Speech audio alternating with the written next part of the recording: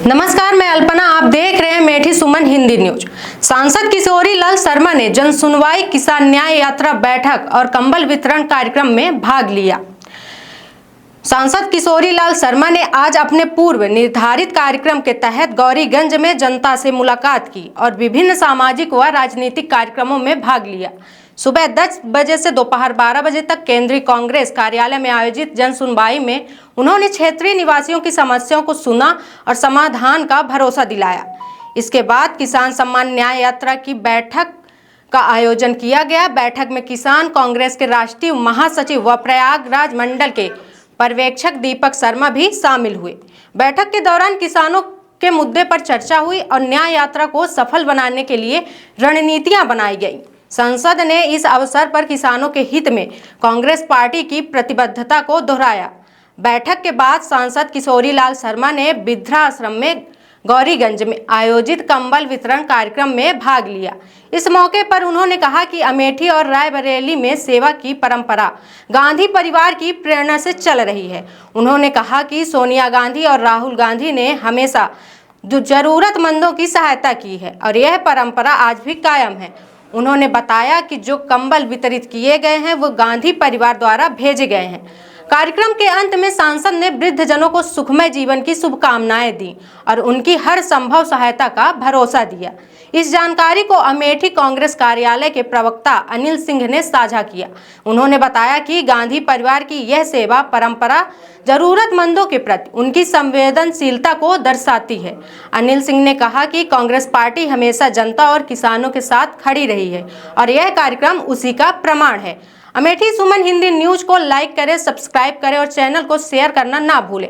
तमाम बड़ी खबरों को देखने के लिए बने रहें अमेठी सुमन हिंदी न्यूज में। बुजुर्गों में तो मैं भी शामिल हो गया, 60 से ऊपर हो गया तो शामिल हो गया, तो इसलिए मैं अपने भाई कह सकता हूँ, भाई और बहनों।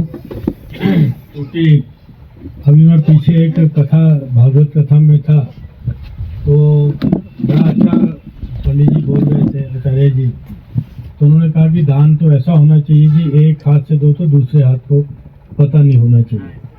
अब मैं तो चाहता था ऐसे, क्योंकि रायबरेली में मैं ऐसे ही करता हूँ, रायबरेली में वृद्धाश्रम है, वहाँ पे मैं ऐसे ही करता हूँ, चुपचाप जाते हैं करके आते हैं। लेकिन अब इन्होंने कहा कि नहीं, प्रोग्राम रखा हुआ मेरा, तो शायद सांसद बनने के बाद मेरा ये पहला प्रोग्राम है कि मेरे को भी, मैं सौभाग्यशाली समझता हूँ कि आपकी कुछ सेवा का करने का मेरे को भी एक मौका मिला।